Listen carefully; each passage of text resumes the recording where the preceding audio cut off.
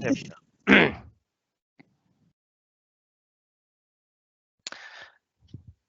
Good afternoon, everyone. My name is Joe Auckland. I am a recruiter in the MMB recruitment team.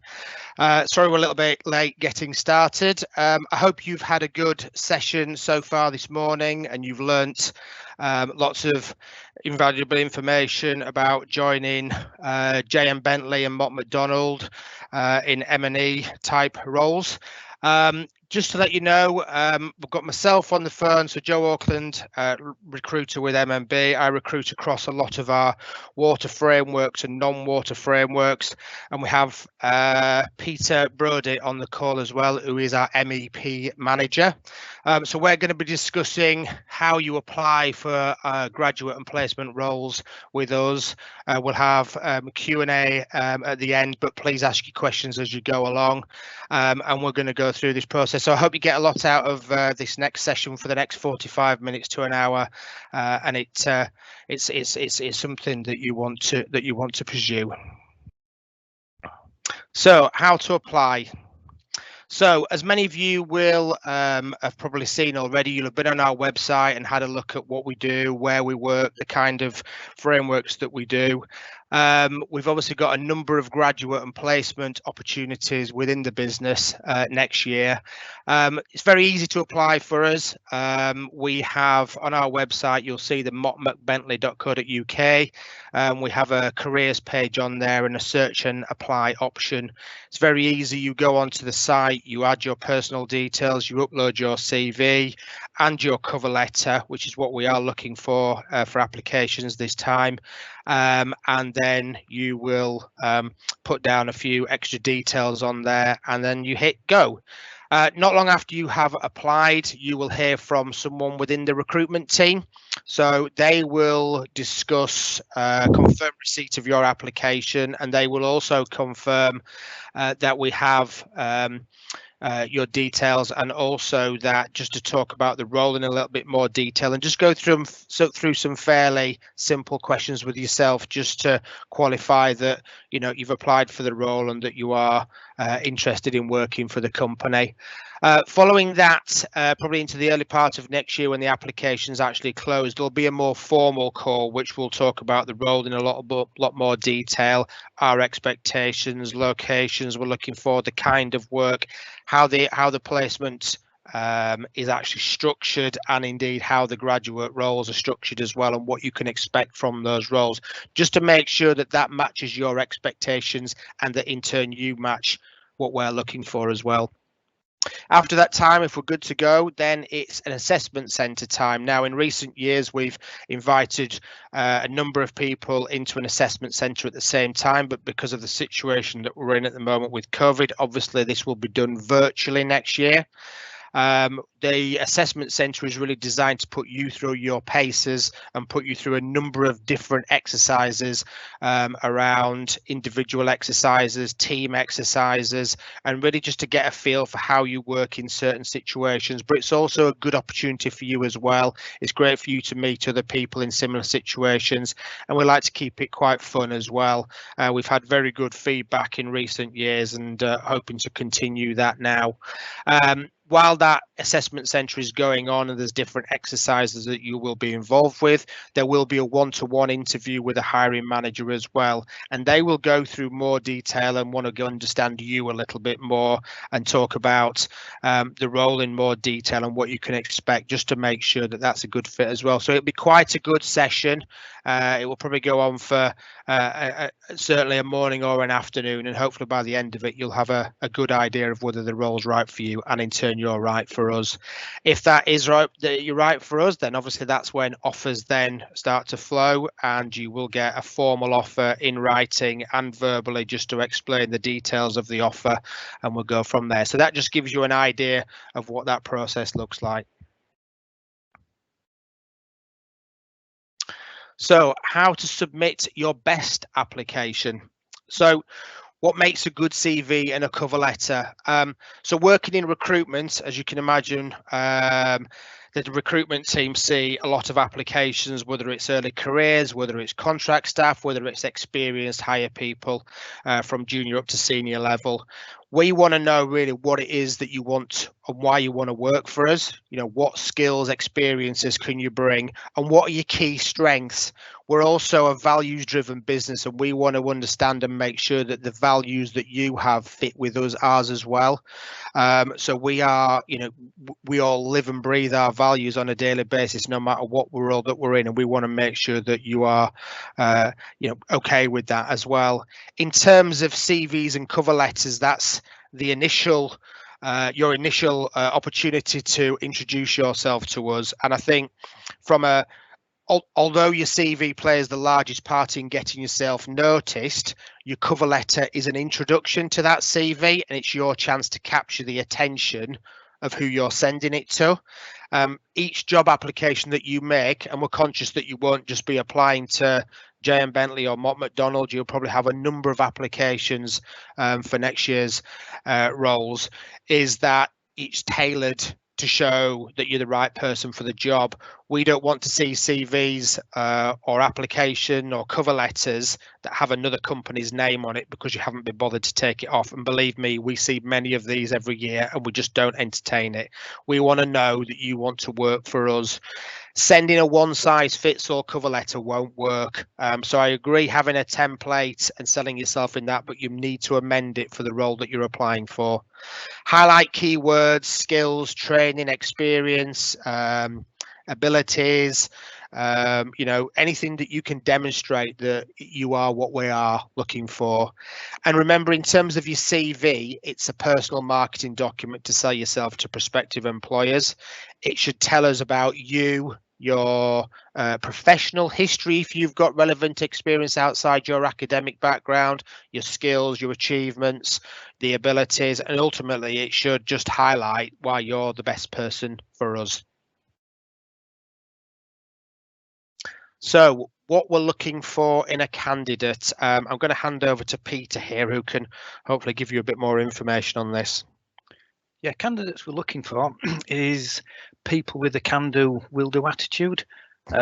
People that will go the extra mile. People want to be involved in projects and in the team delivering those projects. We're looking for people who want to learn. So yes, you've learned a lot to this stage in your life, but there's lots of other things to learn.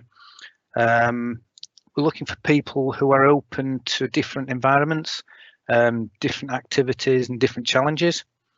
We're also looking for people who would be specialists in their own right, in their mechanical or electrical or process skills, but also to be able to understand and learn other aspects of the alternative skills.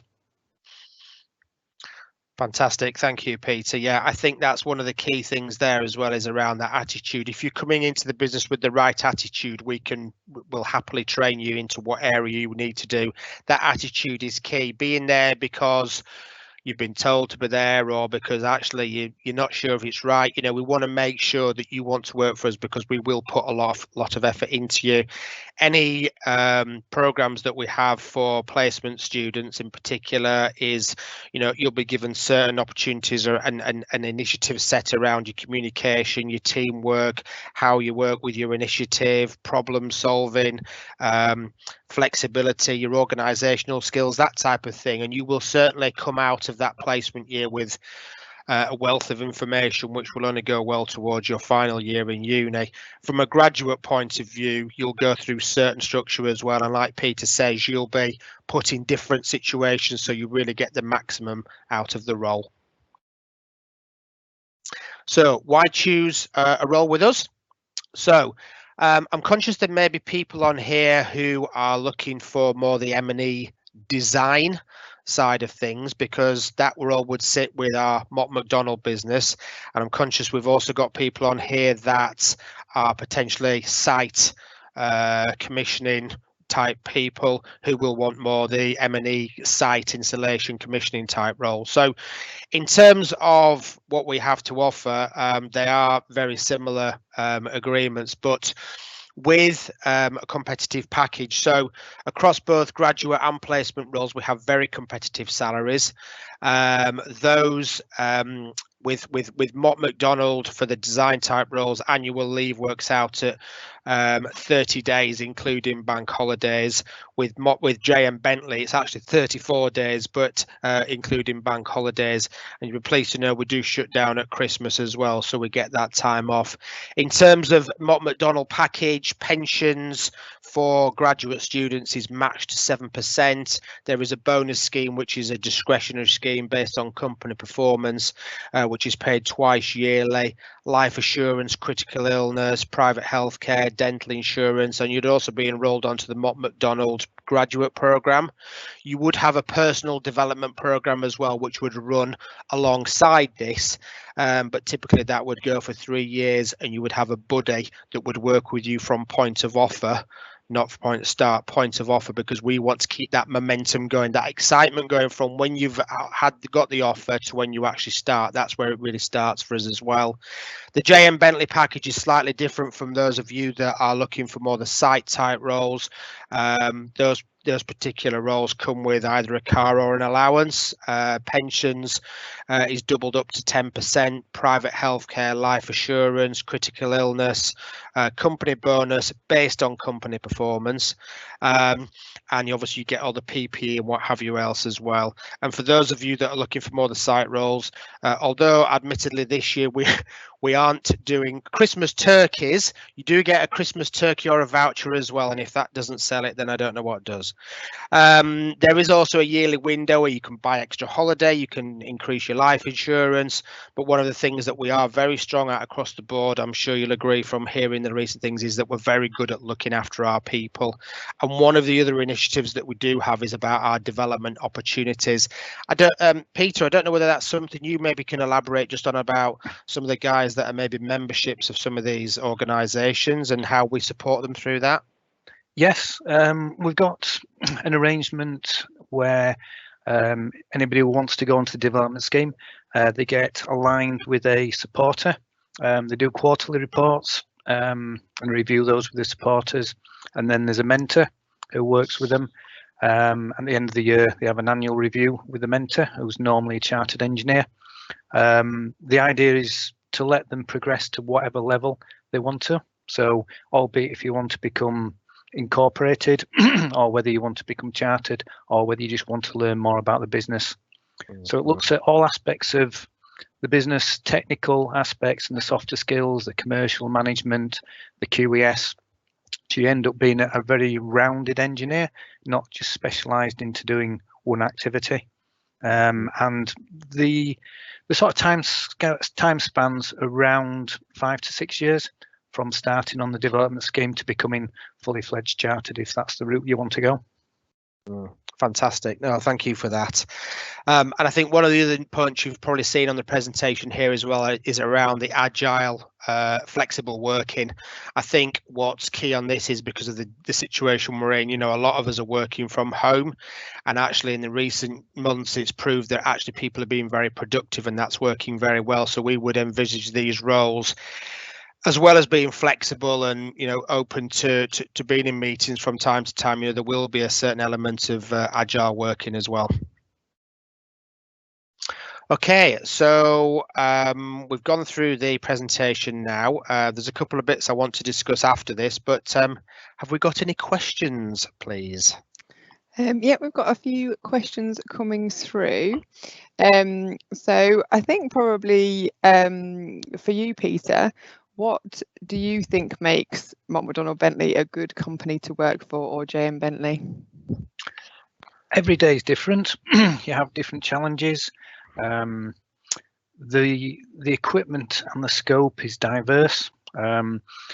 You work on a project from concept, so it's initial feasibility stage into detailed design, into site installation and commissioning.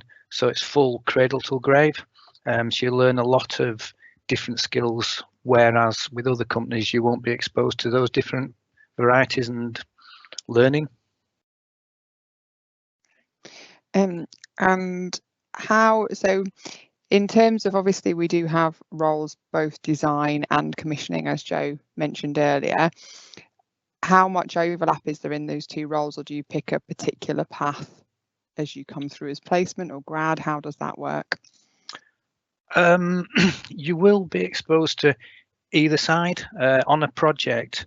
It starts with design, but we still engage the site team into those design. So as the design falls off throughout design stage and goes to site, it gets picked up on the commissioning and installation side. So it's really the best fit for people to do those different activities.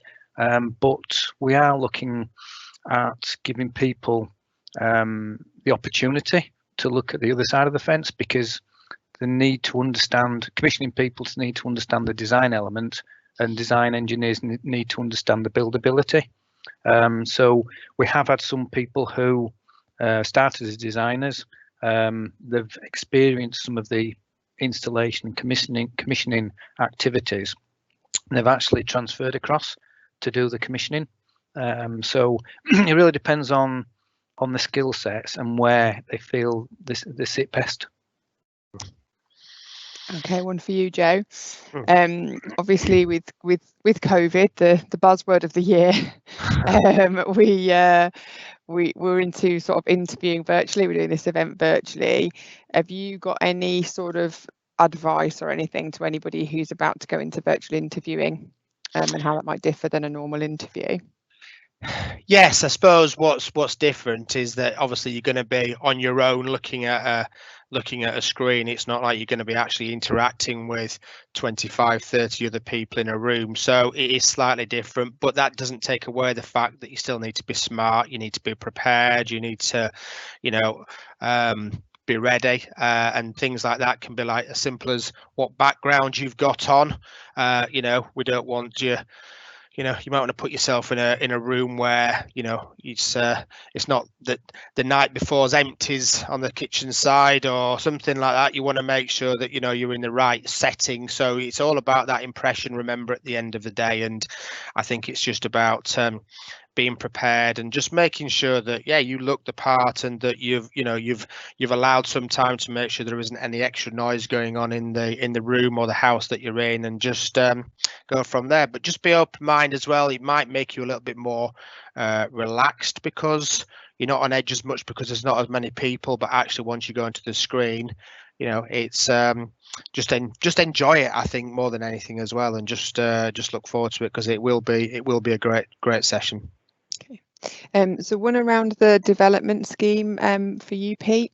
So does the graduate role offer sort of masters within the development scheme? So I've got one person sort of if your aim is to become chartered engineer, and do you need to get a master's in order to achieve the chartership? How does that sort of work with how we do things? Yeah. No, if you do go on the IMechE or the IET website, it is very much around this date before year 2000. You should have a BEng, and then after 2000 is good, should be a master's. That's not necessarily so. We've got people on our development scheme who have got the likes of HNC, but they have the experience and the knowledge and experience in industry that means that they have got all the skills. And we've got a matrix which review those skills against the UK spec.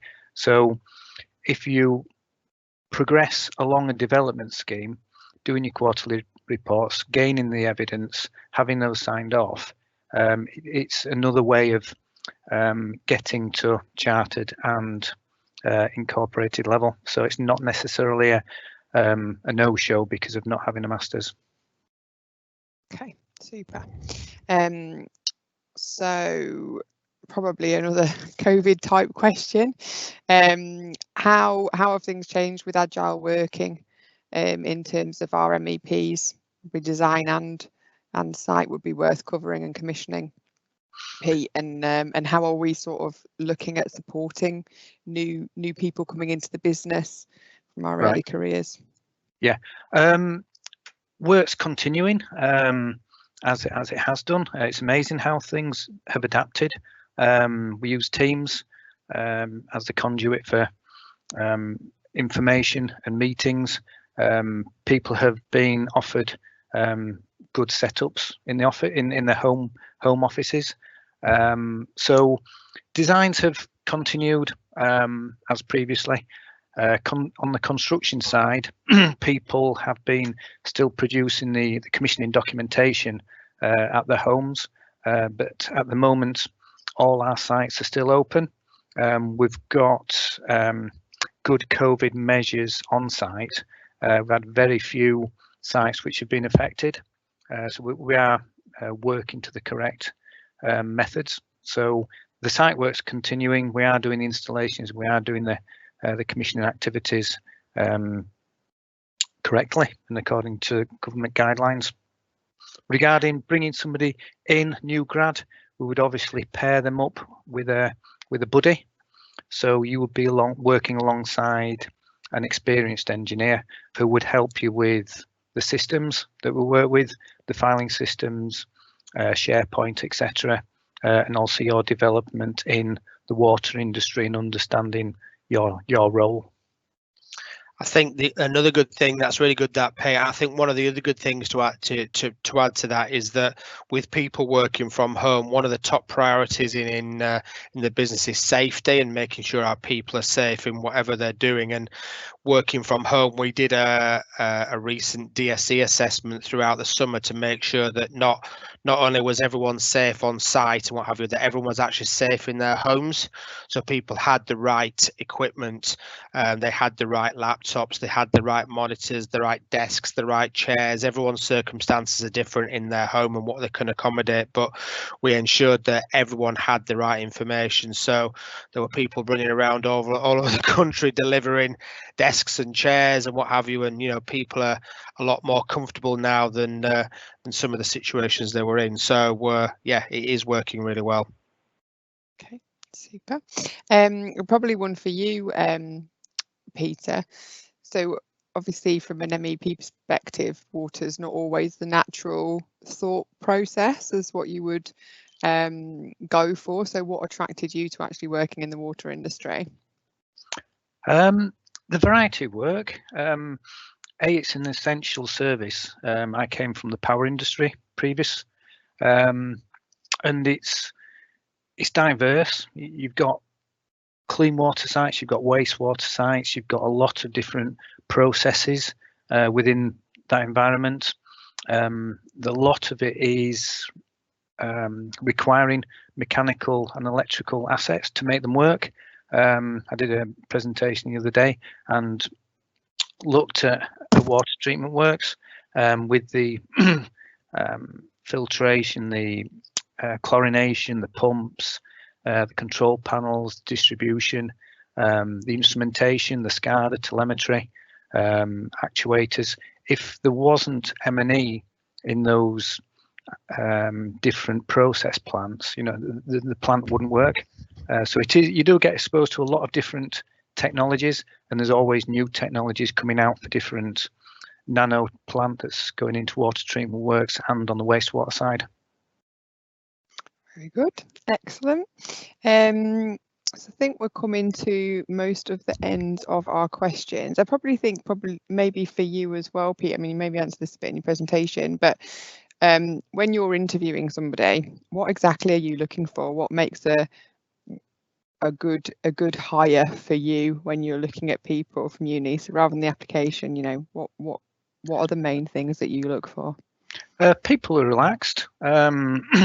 People can communicate well, who can work with other people, and have got an interest.